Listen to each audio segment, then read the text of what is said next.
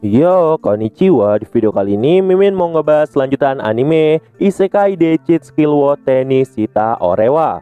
Tapi setelah Mimin baca-baca, ada sedikit perbedaan antara komik dan animenya. Tapi nggak apa-apa lah, untuk alur ceritanya tuh sebenarnya masih mirip-mirip. Yaudah, nggak usah lama-lama, kita langsung aja yuk gas ke videonya.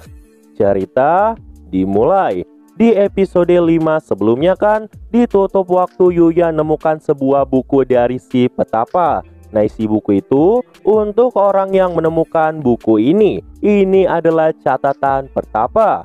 Mungkin agak mendadak, tapi biarkan aku bercerita tentang masa laluku. Biarpun ini akan membosankan, tolong dibaca terlebih dahulu hingga selesai.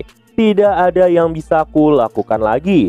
Sihir, seni, ilmu pedang memasak, memukir, menempah, dan semuanya, aku sudah memiliki kekuatan yang diimpikan oleh semua orang. Semua aku lakukan karena aku menganggap aku bisa. Begitulah prinsipku. Akhirnya, aku pun menginjakkan kakiku di alam para dewa untuk pertama kalinya. Tetapi dewa-dewa yang ada di sana malah berkata bahwa kekuatanku itu sia-sia di dalam tubuh manusia. Mereka pun kemudian menawarkan menjadikanku sebagai dewa yang baru. Aku sendiri pun saat itu juga takjub. Kalau aku menjadi dewa, aku akan abadi dan mencapai apa yang setiap orang inginkan. Tetapi aku malah menolak tawaran mereka dan dianggap bodoh oleh semua orang. Itu karena aku ingin mati sebagai manusia.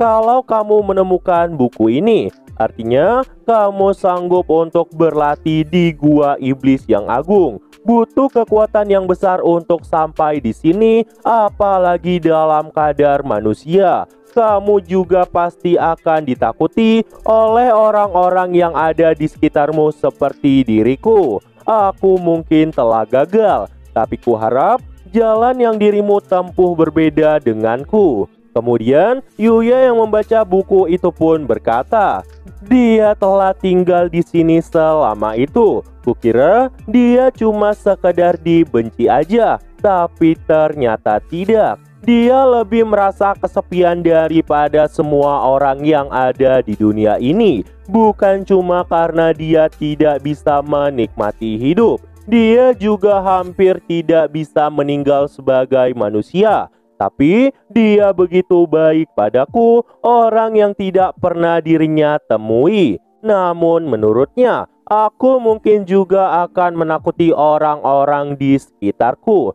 Aku nggak mau hal itu terjadi. Yuya pun saat itu kembali melanjutkan pembacaan bukunya. Dan buku itu pun kembali berisi, maka carilah orang-orang yang bisa kau percaya, teman, kekasih, keluarga, atau siapapun yang tetap ada di sisimu. Karena hanya itu yang tak bisa kulakukan. Tetapi kamu masih punya waktu untuk membuat perbedaan. Kau pasti bisa. Tidak perlu terburu-buru dan teruslah berlari untuk menghadapi dunia. Melihat isi buku tersebut, Yuya pun terdiam dan berkata di dalam hati, ini adalah kata-kata yang pernah kakek ucapkan sebelumnya. Dan setelah memikirkan hal itu, muncullah tulisan kembali yang berisi, sebagai rasa terima kasih karena sudah membaca ceritaku, akan kutinggalkan sesuatu yang kamu inginkan dari buku ini. Yuya yang membaca hal itu pun kemudian bertanya-tanya tentang apa yang dia inginkan. Yuya pun saat itu nggak sengaja berkata kalau dia ingin mengobrol dan juga ingin menguasai kendali sihir. Namun tiba-tiba buku itu pun kembali muncul tulisan, apakah kau menginginkan sihir atau mengobrol denganku? Yuya yang melihat itu pun akhirnya jadi kaget. Namun tiba-tiba buku itu pun mengambang ke udara dan kembali jatuh tepat ke tangan Yuya. Buku itu pun kembali tertuliskan sebuah kata yang berisi, semua teori yang aku tahu tentang sihir ada di sini. Kamu bisa belajar banyak cuma dari membaca buku ini. Tetapi dengan kondisimu yang sekarang, kamu gak bakal bisa menggunakan sihir. Itu karena kau bukanlah makhluk yang berasal dari dunia ini. Yuya yang melihat dirinya ketahuan itu pun berkata di dalam hati, kenapa dirinya bisa tahu? Buku itu pun kembali melanjutkan perkataannya. Manusia di dunia sini punya sirkuit di dalam tubuh mereka untuk menggunakan sihir. Gampangnya, itu mirip dengan pembuluh darah. Jadi, manusia di sini selain punya sistem sirkulasi darah, mereka juga punya mana yang mengalir di dalam tubuh mereka. Kalau nggak punya mana, kau nggak bakal bisa menggunakan sihir. Tapi, ku wariskan sirkuit manaku padamu. Aku sudah tidak bisa hidup di dunia ini. Jadi, lebih baik kau memanfaatkan hal ini. Dan suatu hari nanti, kau bakal menjadi orang yang pantas untuk mengembang kekuatan ini. Nikmatilah hidupmu dan buatlah beristirahat tanpa penyesalan seperti diriku. Tiba-tiba, Yuya pun terkejut karena dirinya selama ini telah tertidur. Yuya pun saat itu terbangun dan bertanya-tanya apa yang telah terjadi. Namun gak lama setelah itu, buku itu pun kembali melanjutkan perkataannya. Semuanya udah selesai. Kau bisa membaca catatan yang kutinggalkan. Tetapi tubuhmu saat ini udah bisa menggunakan sihir. Banyak yang telah kuutarakan, tapi harapan terbesarku ialah kamu bahagia. Kamu mungkin punya banyak penyesalan, tetapi cobalah untuk fokus ke depan. Aku senang kalau sirkuit manaku dan buku ini bisa membantumu. Kudoakan yang terbaik untukmu. Dan setelah Yuya membaca isi buku itu, Yuya pun memberikan penghormatan terakhir sambil berkata, terima kasih banyak dan beristirahatlah dengan tenang. Singkat cerita, setelah mendapatkan buku dari sang pertapa, Yuya pun langsung mencoba teori sihir yang tertulis di dalamnya. Sihir adalah hasil dari imajinasi, tapi sebelum itu, seseorang harus belajar bagaimana merasakan sihir. Yuya pun pada akhirnya berhasil merasakan sihir di dalam tubuhnya yang membuat Yuya saat itu sangat terkejut. Itu karena rasa awalnya terasa sangat panas di tubuhnya, tapi lama-kelamaan Yuya pun mulai terbiasa. Yuya pun mulai mengerti tentang mekaniknya dan cara mengendalikannya. Naik yang melihat hal itu pun nunjukin kalau dirinya juga bisa menggunakan sihir. Yuya pun saat itu langsung mengelus-ngelus kepala Naik sambil berkata, iya aku tahu, Naik kan emang lahir dari sini, jadi udah pasti kau punya sirkuit mana.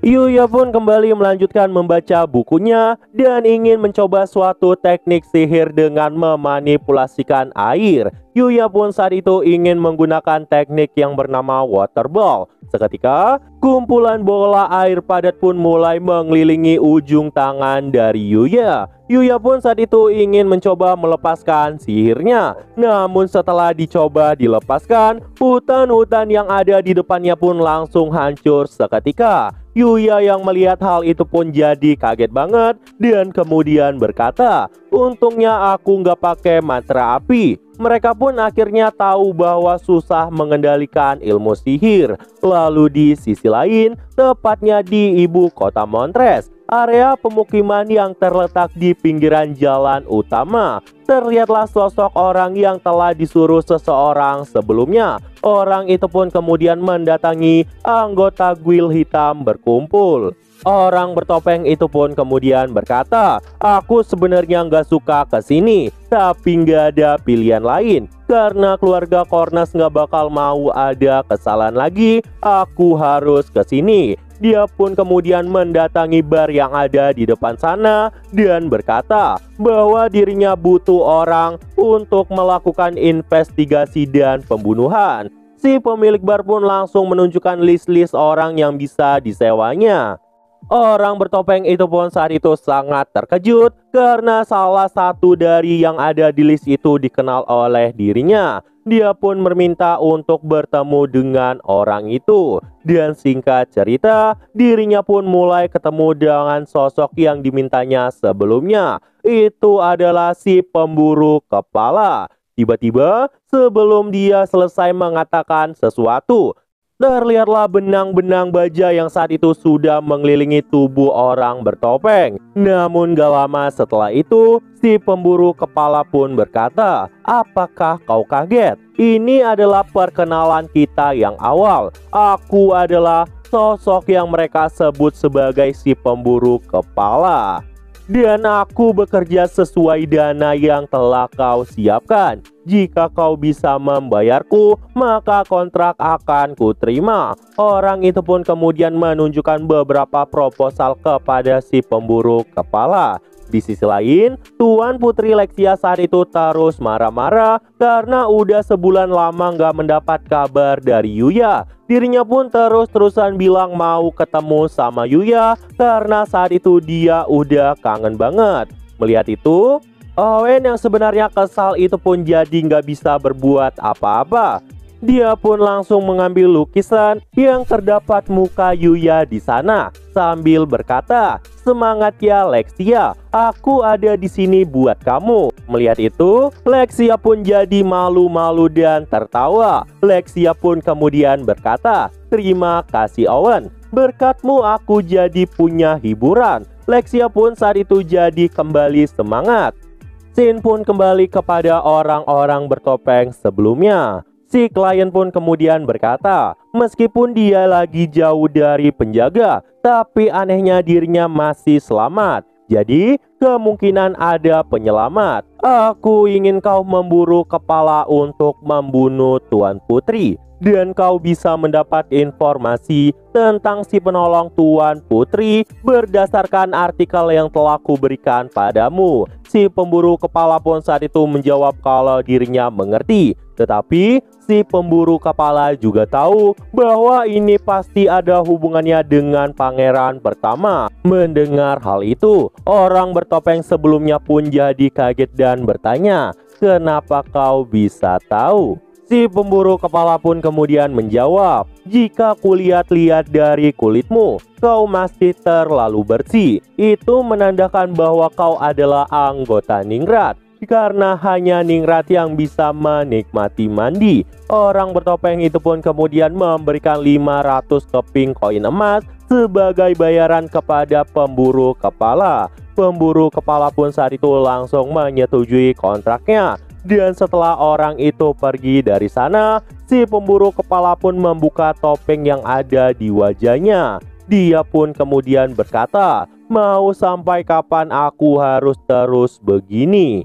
Scene pun kemudian berpindah ke sarang besar iblis. Terlihatlah si pemburu kepala yang saat itu sedang bertarung mati-matian menghadapi semua monster yang ada di sana. Dia pun kemudian berkata, "Aku jadi datang ke sarang iblis besar setelah menerima tugas itu. Tapi semuanya malah jadi kotor begini. Sebaiknya aku pergi mandi dulu." Dia pun kemudian datang ke tepi sungai untuk membasuh tubuhnya. Namun gak lama setelah itu, datanglah para monster yang menyerbunya dari belakang yang membuat si pemburu kepala pun sangat terkejut. Di sisi lain, di rumah asli si Yuya saat itu lagi kecapean. Dia pun kemudian mengobrol dengan anjingnya yang bernama Nike. Dan setelah mikirin sesuatu yang gak ada hasilnya, Yuya pun memutuskan untuk kembali ke Isekai dan menjelajah.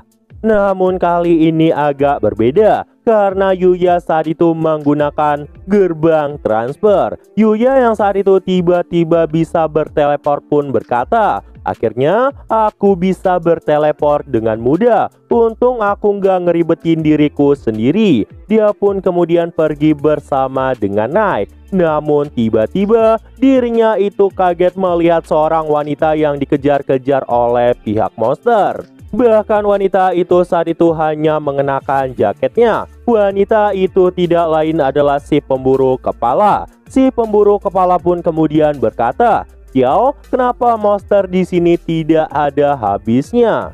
Yuya pun saat itu berniat untuk menyelamatkan wanita itu. Namun tiba-tiba Nike menahan pergerakan dari Yuya agar tidak menolongnya. Yuya pun saat itu jadi kebingungan. Di sisi lain, wanita pemburu kepala itu pun masih terus menghadapi pasukan goblin yang menyerangnya. Namun lama-kelamaan, karena banyaknya goblin-goblin yang menyerang ke arah dirinya itu pun mulai makin kesulitan dan sampai terpental terkena serangan dari salah satu goblin. Melihat wanita yang pingsan di hadapannya, goblin-goblin itu pun ingin mendekati dirinya. Namun tiba-tiba Yuya langsung melesat dengan sangat cepat yang membuat semua goblin yang ada di sana langsung terbantai secara instan. Yuya pun saat itu menunggu wanita itu sampai tersadar. Wanita yang tersadar itu pun kemudian bertanya, "Kenapa aku bisa ada di sini?" Dan setelah dirinya mengingat, dirinya pun sadar bahwa sebelumnya dia diserang oleh sekumpulan goblin elit. Dia pun kemudian bertanya, "Apa yang kau lakukan di sini?" Yuya pun saat itu kemudian berkata, "Maaf, aku hanya bisa membawamu ke sini, tapi aku coba untuk gak melihat dirimu." Wanita itu pun jadi gak ngerti apa maksudnya. Dan setelah dia melihat ke arah tubuhnya, dirinya pun jadi ingat kalau dirinya belum memasang baju dengan benar. Dia pun bertanya-tanya tentang apa yang harus dia lakukan karena wanita itu sangat malu. Yuya saat itu menutup matanya dan memberikan potion penyembuhan sambil berkata, "Kau bisa meminum ini. Ini akan menyembuhkan luka-lukamu." Wanita itu pun kemudian mencoba meminum potion itu. Namun tiba-tiba seluruh luka dari wanita itu pun langsung sembuh semua. Dan setelah itu wanita itu pun kembali berkata, "Aku masih belum berterima kasih padamu. Namaku adalah Luna, hanya Luna. Terima kasih karena telah nyelamatin diriku." Yuya pun saat itu juga mengenalkan namanya. Luna yang mendengar nama dari Yuya pun saat itu sangat terkejut. Apa? Mungkinkah dia pendatang? Karena dirinya itu punya nama keluarga. Yuya pun saat itu berkata, ini tradisi tempat tinggalnya bahwa dirinya punya nama. Yuya pun kemudian bertanya pada Luna apa yang dilakukannya di sini. Luna saat itu nggak bisa berkata jujur kalau dirinya ingin membunuh Tuan Putri. Luna pun kemudian berkata kalau dirinya mau latihan di sini. Dia pun kembali bertanya pada Yuya, kenapa Yuya bisa ada di sarang iblis juga. Yuya yang saat itu nggak bisa bilang kalau dia dari dunia lain pun berkata kalau Yuya juga mau latihan. Dan setelah itu, Yuya pun mengajak Luna ke tempat yang lebih aman. Luna pun saat itu memikirkan sesuatu. Dan setelah pemikirannya, Luna pun langsung mengajak Yuya untuk menemaninya sementara. Yuya yang mendengar hal itu pun jadi sangat kaget. Yuya pun kemudian berkata, aku nggak bisa pergi dari sarang iblis ini. Tapi kau bilang tempat ini berbahaya karena kau juga latihan di sini. Kalau aku menemani dirimu, apakah itu tidak menjadi masalah? Luna pun saat itu kembali berkata dengan wajah yang sedikit memerah, aku percaya dengan kekuatanmu. Karena kau bisa mengalahkan gerombolan goblin elit, maka kuharap kita bisa latihan bersama. Dan mari kita berteman baik. Luna pun kemudian mengulurkan tangannya sambil berkata, kalau begitu, tolong bimbing aku mulai besok. Yuya saat itu juga menjabat tangan dari Luna. Namun tiba-tiba Luna jadi malu. Luna pun berkata pada Yuya, by the way, maafkan tanganku karena kotor terkena keringat dan tanah. Yuya pun bilang kalau dia nggak mempermasalahkan hal itu. Tapi kalau Luna merasa itu bermasalah, Yuya pun menawarkan Luna untuk mandi di tempatnya. Yuya pun saat itu menunjukkan pemandian yang telah dibikinnya sebelumnya. Luna yang melihat itu pun jadi kaget banget. Kenapa ada kamar mandi di sini? Bukankah kau adalah bangsawan? Itu karena hanya bangsawan yang punya kamar mandi. Yuya pun saat itu berkata bahwa dirinya mendapat item dari Crystal Dare. Dan karena itulah Yuya pun bisa memiliki tempat pemandian seperti ini. Mendengar itu, Luna pun jadi makin terkejut. Nah, jadi itu aja untuk pembahasan kali ini. Kalau view-nya rame, kita bakal lanjutin lagi pembahasannya. dan mungkin bisa berpotensi lanjut ke light novel juga jika memang view-nya mendukung. Nah, jadi itu aja untuk pembahasan kali ini. Dan tunggu video-video gua selanjutnya. Dan see you!